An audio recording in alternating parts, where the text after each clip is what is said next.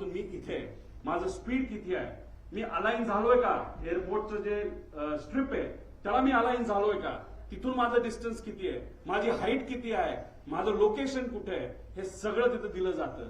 आणि हे आमच्याकडे आहे. ही माहिती ही आम्हाला एका सॉफ्टवेअरच्या माध्यमातून, जे मगाशी तुम्हाला सॉफ्टवेअर सांगितलं त्यातून आम्हाला सगळी माहिती कळाली.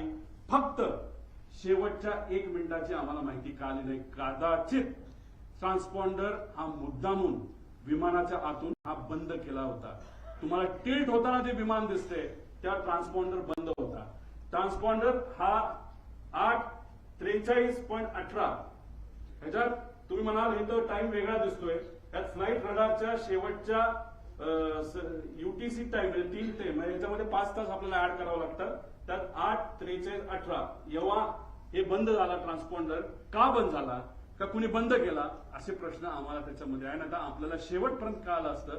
आणि या 1 मिनिटाच्या आधी हे विमान त्या धावपट्टीला अलाइन झालं होतं, म्हणजे ते धावपट्टीवर उतरेल अशी अपेक्षा होती. पण 1 मिनिटामध्ये काहीतरी गडबड झाली ती अजूनपर्यंत आपल्याला कळलेली नाही.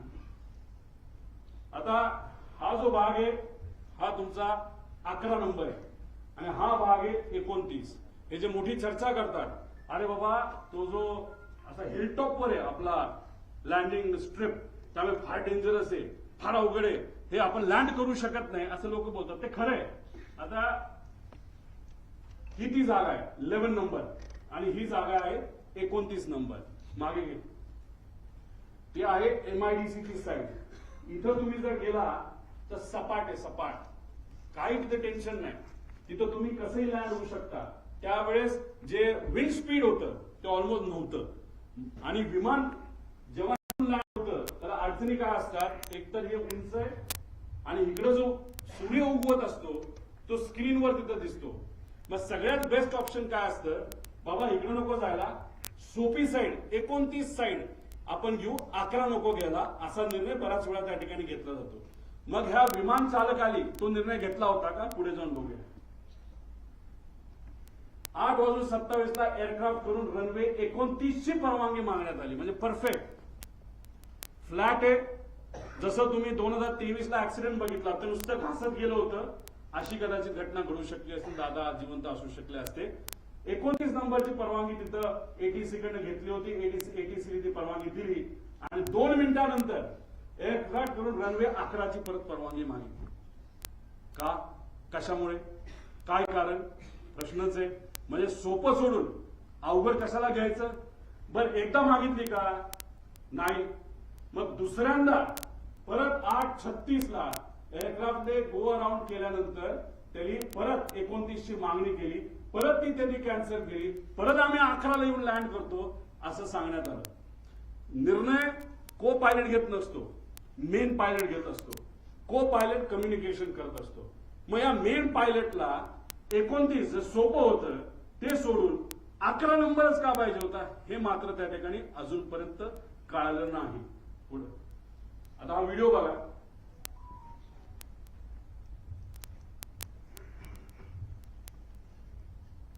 थोडं मागे, लांबून तुम्हाला दिसत असेल हे धुक्क आहे, व्हिजिबिलिटी हा प्रॉब्लेम होता. मागे या बाजूला थोडंसं तुम्ही जर बघितलं तर एक लाईन दिसते आणि नंतर ब्लास्ट दिसतो. थोडंसं डिटेल मध्ये बघा. एक लाईन आली, पडली, स्फोट झाला. ती लाईन काय आहे, ती आग आहे का, हे सुद्धा बघण्याचे कारण आहे. ते आपल्याला बघावं लागेल. ते काय अजूनपर्यंत कळलं नाही. ही व्हिजिबिलिटी आहे. जो रनवे आहे, रनवेच्या जवळ तिथं ट्रायल केली जाते, नाही तर ट्रेनिंग केलं जातं, म्हणून तिथे काही कॅमेरा ठेवले. त्या कॅमेरातला हे व्हिज्युअल आपल्या सगळ्यांना त्या ठिकाणी बघता येईल. पुढे घ्या. आता ह्याच्यामध्ये हे आहे व्हिज्युअल फ्लाईट रूल्स. हे रूल काय सांगतं, आता मी सुद्धा हेलिकॉप्टरने जेव्हा जातो तेव्हा मला विचारावं लागतं टेक ऑफ किती वाजता करायचा. मग टेक ऑफ किती वाजता करायचा कोण परमिशन देतं, ATC. का परमिशन देतं, धुक्क असेल आणि 1500च्या खाली जर व्हिजिबिलिटी असेल तर मला परवानगी मिळत नाही. मला परवानगी हेलिकॉप्टरला 1500च्या पुढे असा अंदाज त्या ठिकाणी आहे. मग मी विचारलं विमानाला काय परवानगी आहे. विमानाला स्ट्रिक्ट रूल आहेत. कोणाचे आहेत, DGCA चे रूल्स आहेत, व्हिज्युअल फ्लाईट रूल्स, की 5000 मीटरची जोपर्यंत व्हिजिबिलिटी येत नाही तोपर्यंत विमान उडवायचंच नाही. म्हणजे लँडिंग सोडा, टेक ऑफ सुद्धा तुम्ही करू शकत नाही असे आदेश त्या ठिकाणी तिथे दिले होते. आता तुम्हाला मला विचारायचंय की 8:30 वाजता व्हिजिबिलिटी 3 किलोमीटरची होती. बघा 8:31 आणि 11 सेकंडला visibility is 3 kilometre as of now. कुणी सांगितलं? बारामती ETC. आता इथं ही जी कोणी व्यक्ती आहे हँडलर एरोचा, तो काय म्हणतो? कॅप्टन चेकिंग व्हिजिबिलिटी आहे बारामती 7:03. All okay sir 7:10. म्हणजे काय? Visibility is okay. मग आता एरोला पकडायला काय कारण आहे? एरोली खोटी माहिती काय दिली? साधा प्रश्न आहे. 8:30 वाजता जर व्हिजिबिलिटी 3 किलोमीटर असेल तर सकाळच्या वेळेत 7 वाजता व्हिजिबिलिटी कमी असेल का जास्त असेल? दुःख जास्तच असेल ना. मग हा महाशय 7:10 म्हणतो ऑल ओके सर, म्हणजे visibility is okay, okay to take off. म्हणजे ह्या व्यक्तीने सुद्धा ऑफिसमध्ये जिथं डायरेक्टर, महाराष्ट्राचा डायरेक्टर एव्हिएशनचा ज्या ग्रुपमध्ये, त्या ग्रुपमध्ये हे महाशय म्हणतात all okay, visibility is fine, okay to take off. आणि ही गोष्ट बघितल्यानंतर आमचे दादा विमानात बसले आणि मग तिथं जे काय घटना त्या ठिकाणी घडली. मग एरो इथं मोठा रूलचा डिफिशियंट आहे. मग या पायलटला माहित होतं व्हिजिबिलिटी नाही, तरी तो हिरोगिरी करायला का गेला? मुद्दामून गेला का? त्याच्यावर कुठलं प्रेशर होतं का? वेगळंच काय कारण आहे? आणि कदाचित त्याच्या मनामध्ये ही घटना घडवायचीच होती अशी होते का? असे प्रश्न आम्हाला तिथं उद्भवतात. पुढच्या काय गोष्टी बघितल्यानंतर तुम्हाला त्या गोष्टी खऱ्या वाटतील. पुढे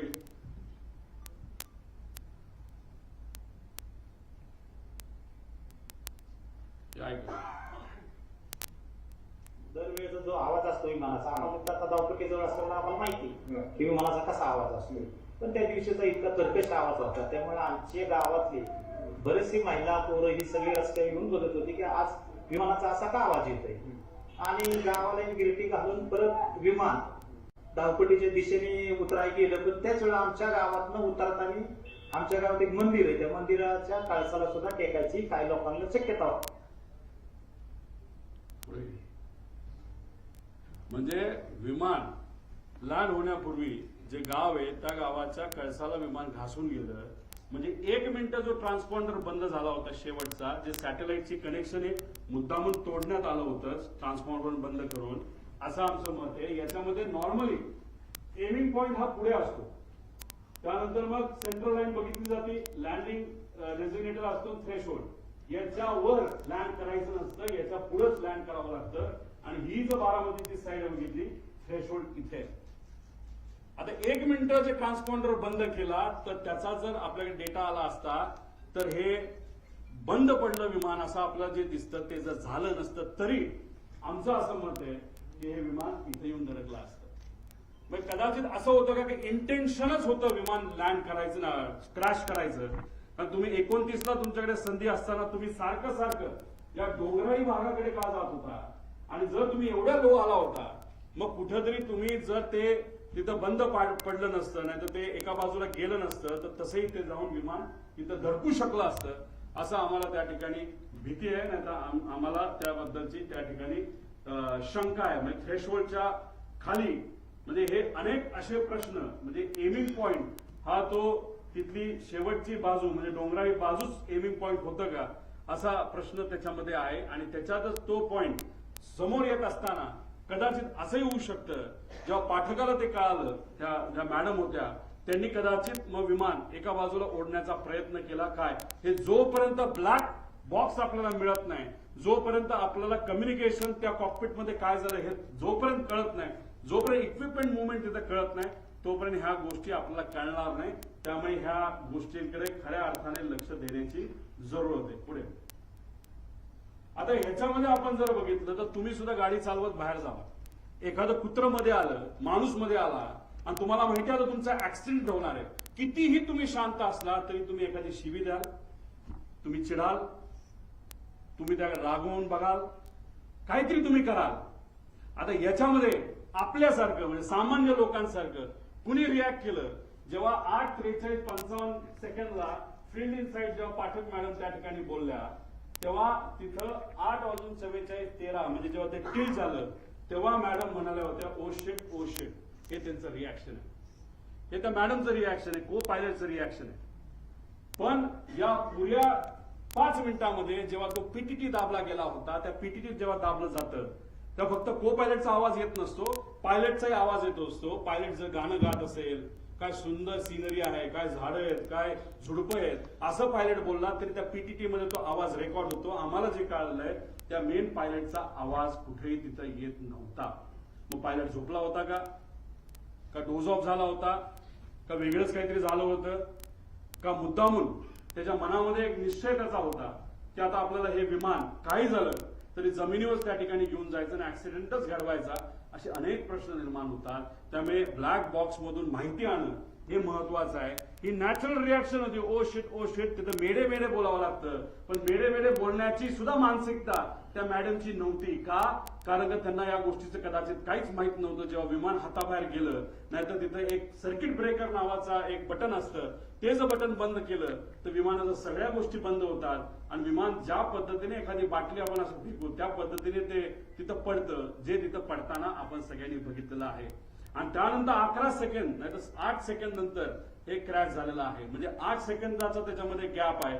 बटन जेव्हा शिफ्ट केलं गेलं तेव्हाच त्या पाठक मॅडमला, ज्या तज्ज्ञ होत्या पायलटच्या, आणि एक गोष्ट तुम्ही समजून घ्या, माझ्या माहितीनुसार हे क्रॉस व्हेरीफाय करावं लागेल, हे कपूर 16,000 तास दिसत असले तरी पाठक मॅडम ज्या 1600 तासाचं त्यांचं फ्लाइंग आहे ते फक्त लेअर जेटवर झालं होतं. आणि हे जे आहे आपले कपूर यांचं फ्लाइंग हे वेगळ्या वेगळ्या विमानात झालं होतं. त्यांचा अनुभव कदाचित लेअर जेटवर त्या पाठक मॅडम पेक्षा कमी होता आणि ते कॅप्टन इन कमांड जेव्हा कमर्शियल एअरलाईन मध्ये होते तेव्हा कॅप्टन इन कमांड ते नव्हते. नजीकच्याच काळामध्ये कॅप्टन इन कमांड ते झाले होते, असं कुठेतरी शंका, नाही तर काही प्रमाणात काही लोकांकडून माहिती आम्हाला आलेली आहे. त्याची माहिती घेऊन त्या डिटेलमध्ये जाणं हे अतिशय महत्वाचं आहे.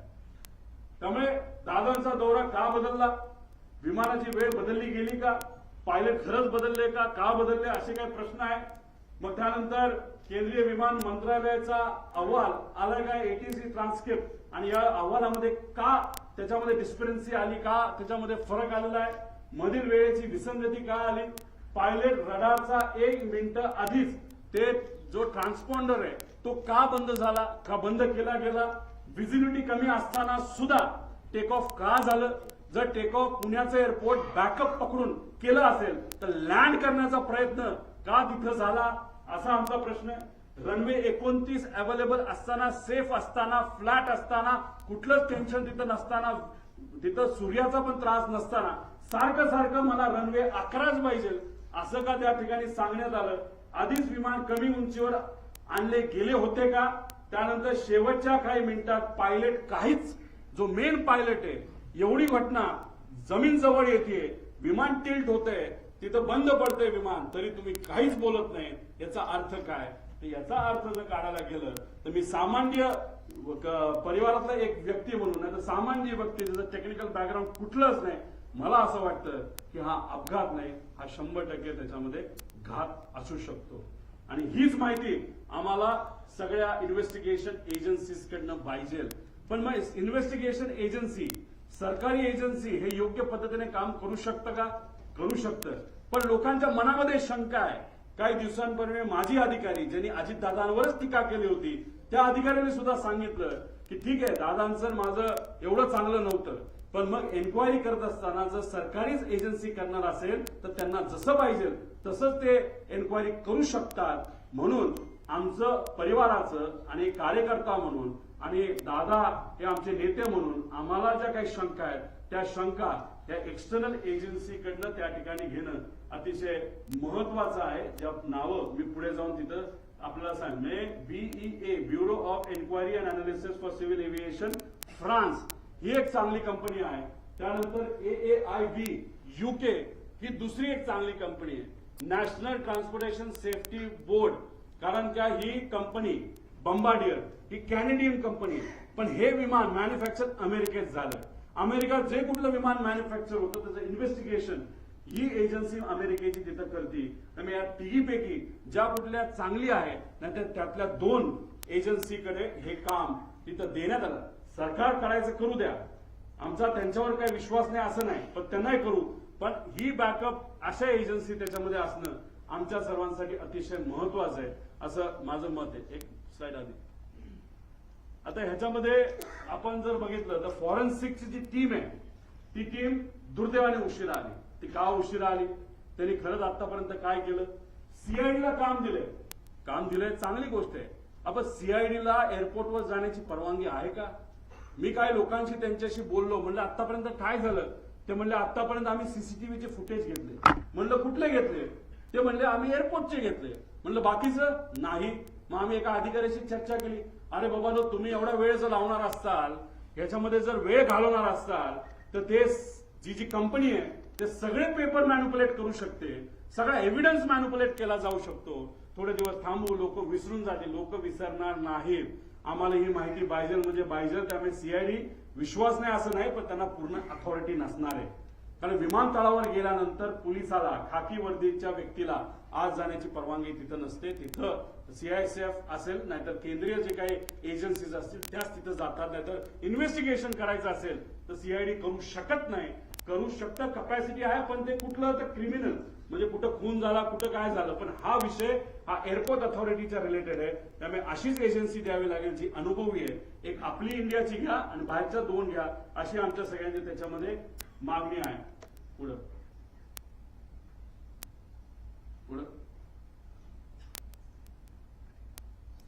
हे सगळे विषय आहेत. आणि एक महत्वाचा विषय तुम्हाला सांगतो की जेव्हा केव्हा तुम्ही पूर्वीच्या दादांचे व्हिडिओज तिथे बघितले असतील, त्या व्हिडिओज मध्ये दादा प्लास्टिकची बॉटल घेऊन तिथं काही गोष्टी करताना बघितलं असेल. पाणी पिताना प्लास्टिकच्या बॉटलमध्ये पाणी पिताना तुम्ही बघितलं असेल. आणि मग पण नजीकच्या काळामध्ये म्हणजे हे जे काय आहे,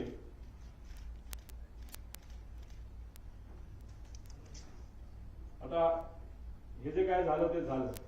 ही गोष्ट कदाचित दादाच्या मनामध्ये असावी की कधीही काही होऊ शकतं.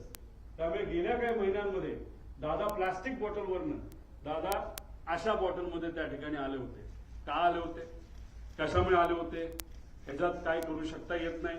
म्हणून तुमच्या नजीकच्या काळामध्ये काही महिन्यातले जर तुम्ही त्यांचे व्हिडिओज बघितले, मागे सिक्युरिटीचा अधिकारी असतो उभा, तो सुद्धा त्यांचा विश्वासू, त्याच्या हातामध्ये काचेची बाटली असते. आणि ती काचेची बाटली अशीच नसते, ती बऱ्याच वेळा चेक केलं जातं आणि त्यानंतर त्यांच्या हातामध्ये ती बाटली असायची. मग दादा प्लास्टिक बाटलीवरनं दादा या बाटलीवर का आले असाही प्रश्न पडतो. जेव्हा माझ्या एका मित्राने हेलिकॉप्टर घेतलं होतं, मी दादाला सांगत होतो, दादा माझ्या मित्राने एक हेलिकॉप्टर घेतलंय. म्हणलं चांगला, तर तुझा विश्वासू आहे का? म्हणलं हो आहे. मग त्याचंच हेलिकॉप्टर तू वापर, बाहेरून तू घेऊ नको. आम्ही आताच्या काळामध्ये बरंच काही वेगळं ऐकलेलं आहे. आता ह्याच्यातून ते मला काय सांगण्याचा प्रयत्न करत होते मला तर ते काय माहित नाही.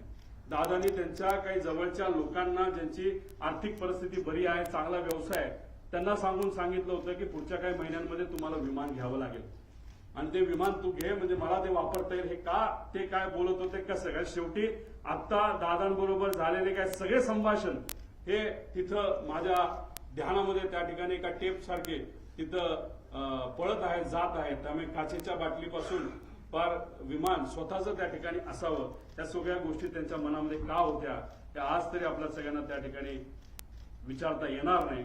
फक्त एवढंच आहे, माझा काका, आमचे नेते, आमचे दादा आज आमच्या सर्वांच्या मध्ये नाही आहेत. पण ते का नाहीत, कशामुळे झालं, कुणी केलं, जर केलं असेल तर कसं घडलं, का केलं गेलं, याची माहिती मला नाही तर अख्ख्या महाराष्ट्राला त्या ठिकाणी माहिती पाहिजे. कारण का आम्ही आमच्या दादाला, आमच्या काकाला आम्ही मिस करतो. आणि नक्कीच मी एक तुम्हाला सांगतो, जर अशा पद्धतीने आपण जर इन्व्हेस्टिगेशन केलं तर सत्यमेव जयते, आपल्याला विजय या रिसर्चच्या बाबतीत नक्कीच त्याला यश आल्याशिवाय राहणार नाही, असं आमच्या सगळ्यांचं त्याच्यामध्ये मत आहे. त्यामुळे या रिलेटेड राजकीय कुठलाही प्रश्न आजच्या दिवशी तिथं घेतला जाणार नाही. राजकीय प्रश्नांबाबत आणि राजकीय विषयांबाबत 12 तारखेला कुठं आणि कशी प्रेस तिथे घेणार आहे याबद्दलची माहिती आज संध्याकाळी आपल्या सर्वांना सोशल मीडियाच्या माध्यमातून मी नक्कीच सांगेन. तुम्ही ठरवा सगळ्यांना एकसाथ बोलायचं आहे का एक एक बोलणार आहे तर मला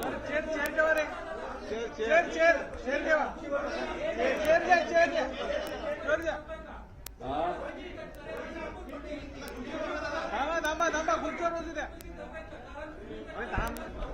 थांब ना बाबा.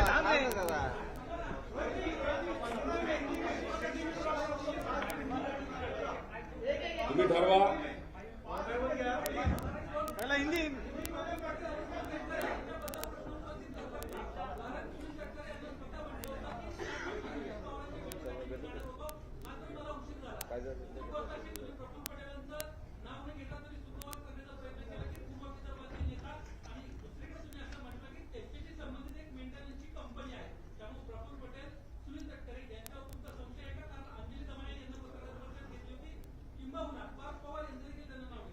एक तुम्ही समजून घ्या,